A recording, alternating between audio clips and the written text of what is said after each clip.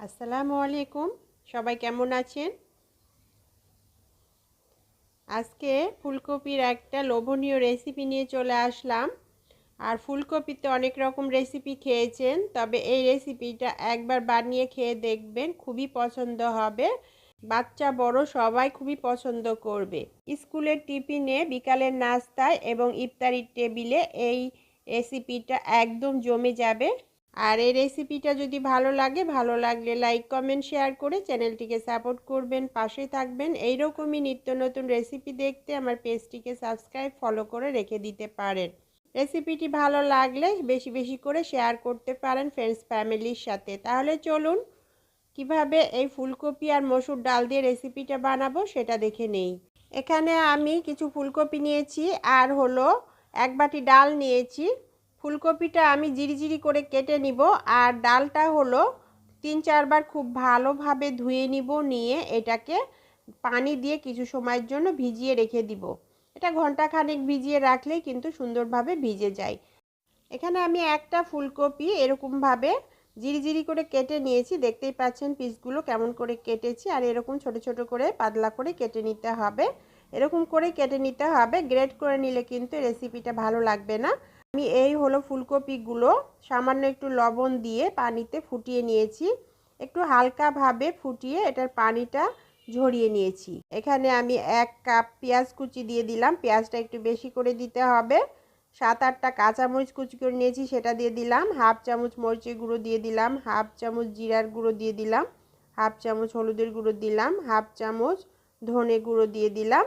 আর এখানে আমি যে ডালটা ভিজিয়ে রেখেছিলাম সেই ডালটা পানি ঝরিয়ে আমি শিলপাটাতে বেটে নিয়েছি।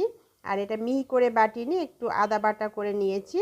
তো ডালটা এখানে দিয়ে দিলাম, হাফ চামচ লবণ দিয়ে দিলাম। আর এখানে আমি 3 টেবিল চামচ হলো চাউলের গুঁড়া দিয়ে দিলাম। চাউলের গুঁড়াটা অবশ্যই দিবেন এটাতে।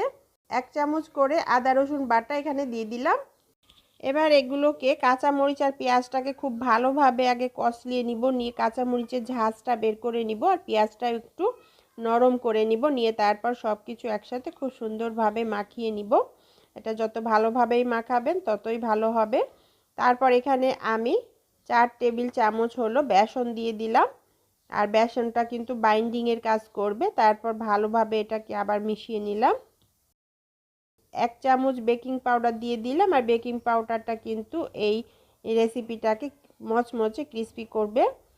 ভালোভাবে মাখিয়ে নিলাম, নিয়ে শেষে এখানে আমি কিছুটা ফ্রোজেন ধনেপাতা দিয়ে দিলাম। আমার কাছে নর্মাল ধনেপাতা নাই, সেজন্য ফ্রোজেনটাই ব্যবহার করলাম।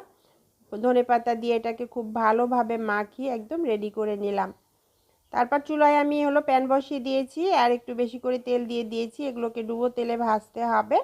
তারপর এইরকম আর কি হলো বড়ার শেপ দিয়ে বা কাটলেটের শেপের মতো করে নিয়ে এরকম করে দিয়ে দিব।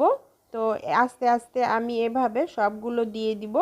আপনারা চাইলে এভাবেও বানিয়ে নিতে পারেন। তারপর আমি আরও একটা প্রসেস দেখাবো, সেভাবেও বানিয়ে নিতে পারবেন। তো চুলার আঁচ মিডিয়াম টু লো ফ্লেমে রেখে এটাকে এক পাশ মচমচে করে ভেজে নিলাম। সুন্দর কালার চলে এসেছে, ভাজা হয়ে গেছে। এটা উল্টিয়ে দিব, দিয়ে অপর পিসটাও সুন্দরভাবে ভেজে নিব।